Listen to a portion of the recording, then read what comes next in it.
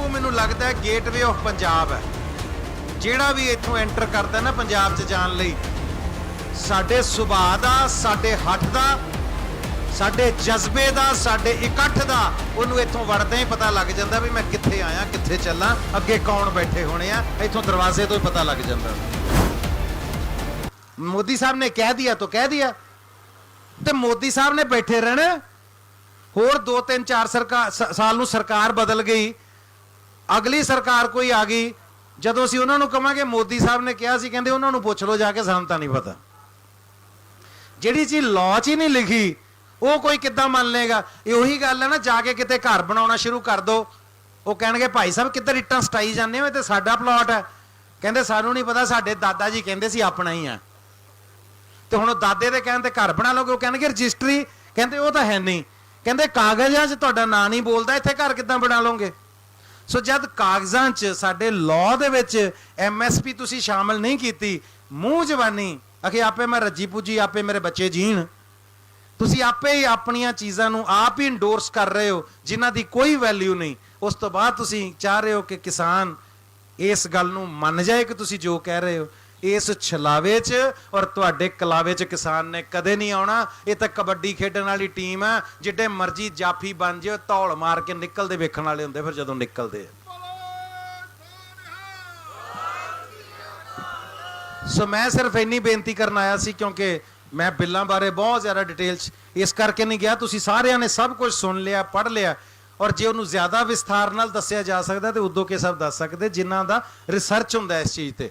ਬਾਕੀ ਮੰਚ ਤੇ ਆ ਕੇ ਅੱਧਾ ਪੌਣਾ ਘੰਟਾ ਹੋਰ ਗੱਲਾਂ ਕਰਕੇ ਬੋਲ ਕੇ ਚਲੇ ਜਾਣਾ, ਫਲਾਣਾ ਮਾੜਾ ਫਲਾਣਾ ਚੰਗਾ, ਉਹ ਅਲੱਗ ਗੱਲ ਹੈ।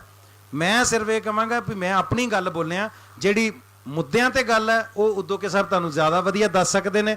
ਪਰ ਮੈਂ ਦੀਪ ਸਿੱਧੂ ਬਾਈ ਹੁਣਾਂ ਦਾ, ਸਾਰਿਆਂ ਦਾ, ਉਹਨਾਂ ਦੀ ਟੀਮ ਦਾ ਧੰਨਵਾਦੀ ਹਾਂ ਕਿ ਤੁਸੀਂ ਇਸ ਸੰਘਰਸ਼ ਨੂੰ ਬਹੁਤ ਵਧੀਆ ਤਰੀਕੇ ਨਾਲ ਵਿੱਢਿਆ ਹੋਇਆ ਔਰ ਇਹਨੂੰ ਚਲਾ ਰਹੇ ਹੋ। ਔਰ ਮੈਂ ਲਾਸਟ ਤੇ ਤੁਹਾਨੂੰ ਬੇਨਤੀ ਕਰਾਂਗਾ ਕਿ ਇੱਕ ਟਾਈਮ ਆ ਜਾਂਦਾ। ਹਾਂਜੀ,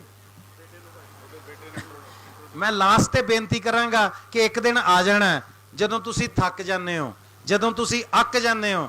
ਇੱਕ ਟਾਈਮ ਆ ਜਾਂਦਾ ਜਦੋਂ ਸਾਨੂੰ ਲੱਗਣ ਲੱਗ ਪੈਂਦਾ ਕਿ ਯਾਰ, ਜਿਹਨੂੰ ਅੰਗਰੇਜ਼ੀ 'ਚ ਅਸੀਂ ਕਹਿੰਦੇ ਚੀਜ਼ਾਂ ਸਟੇਲ ਹੋ ਜਾਂਦੀਆਂ, ਉਹਨਾਂ ਚੀਜ਼ਾਂ 'ਚ ਉਤਸ਼ਾਹ ਮੁੱਕਣਾ ਸ਼ੁਰੂ ਹੋ ਜਾਂਦਾ। ਉਹ ਦਿਨ ਨਾ ਕਦੇ ਆਉਂਦੇ ਹੋ, ਕਿਉਂਕਿ ਉਹੀ ਤੁਹਾਡੀ ਜਿੱਤ ਤੋਂ ਪਹਿਲਾ ਦਿਨ ਹੁੰਦਾ, ਉਸ ਤੋਂ ਅੱਗੇ ਤੁਹਾਡੀ ਜਿੱਤ ਹੁੰਦੀ ਹੈ। ਜਿਹੜਾ ਉਸ ਦਿਨ ਤੋਂ ਪਿੱਛੇ ਮੋੜ ਆਵੇ ਉਹ ਕਦੇ ਨਹੀਂ ਜਿੱਤ ਸਕਦਾ। ਜਦੋਂ ਥੱਕਣ ਨੂੰ, ਅੱਕਣ ਨੂੰ ਮਨ ਕਰੇ, ਸਮਝੋ ਤੁਹਾਡੀ ਜਿੱਤ ਬਹੁਤ ਨੇੜੇ ਆ। ਜੇ ਹੁਣ ਥੱਕ ਗਏ, ਹੁਣ ਅੱਕ ਗਏ, ਜੇ ਹੁਣ ਪੱਕ ਗਏ, ਤੇ ਸਮਝੋ ਸਾਡਾ ਬਹੁਤ ਵੱਡਾ ਨੁਕਸਾਨ ਹੈ। ਸੋ ਬੇਨਤੀ ਕਰਾਂਗਾ ਕਿ ਇਸ ਸੰਘਰਸ਼ ਦਾ ਇੱਕੋ ਹੀ ਐਂਡ ਹੈ, ਇਸ ਸੰਘਰਸ਼ ਦਾ ਇੱਕੋ ਹੀ ਅੰਤ ਹੈ, ਇਹਨਾਂ ਬਿੱਲਾਂ ਦੀ ਵਾਪਸੀ ਔਰ ਕਿਸਾਨ ਦੀ ਜਿੱਤ।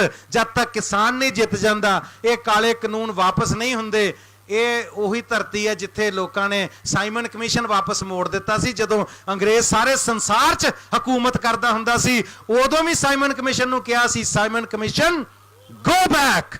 ਸਾਈਮਨ ਕਮਿਸ਼ਨ ਨੂੰ ਵਾਪਸ ਮੋੜਿਆ ਸੀ, ਸਾਈਮਨ ਕਮਿਸ਼ਨ ਦਾ ਮੂੰਹ ਮੋੜ ਕੇ ਉਹਨੂੰ ਵਾਪਸ ਭੇਜਿਆ ਸੀ। ਰੋਲਟ ਐਕਟ ਇੱਥੇ ਨਹੀਂ ਸੀ ਲਾਗੂ ਹੋਣ ਦਿੱਤਾ। ਸੋ ਇਹ ਨਾ ਕਹੋ ਕਿ ਇਹ ਜਿਹੜੇ ਐਕਟ ਬਣ ਜਾਂਦੇ ਨੇ ਲਾਗੂ ਹੁੰਦੇ ਨੇ, ਇਹ ਵਾਪਸ ਹੁੰਦੇ ਨੇ। ਜਾਂ ਜੇ ਐਕਟ ਵਾਪਸ ਨਹੀਂ ਹੋਏਗਾ ਤੇ ਫਿਰ ਸਰਕਾਰ ਵਾਪਸ ਹੁੰਦੀ ਹੈ, ਜਿੱਥੋਂ ਆਈ ਹੈ ਨਾ ਉੱਥੇ ਹੀ ਵਾਪਸ ਜਾਏਗੀ।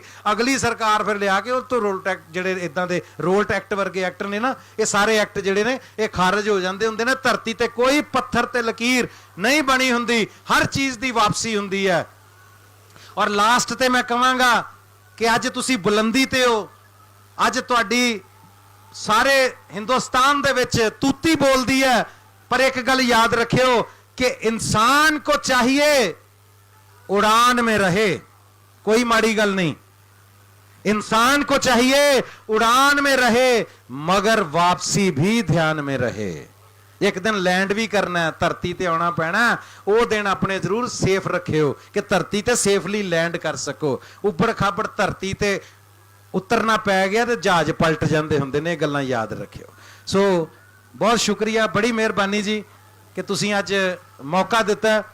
और फिर जिथे जिथे भी कदे लोड़ पएगी, बाहर सां ते दूर सां, अज आ गए आ। हुण जिथे जदों लोड़ पएगी इस संघर्ष दे विच, इस मुहिम दे विच तुहाडे सारियां दे नाल हमेशा हाज़र हाँ।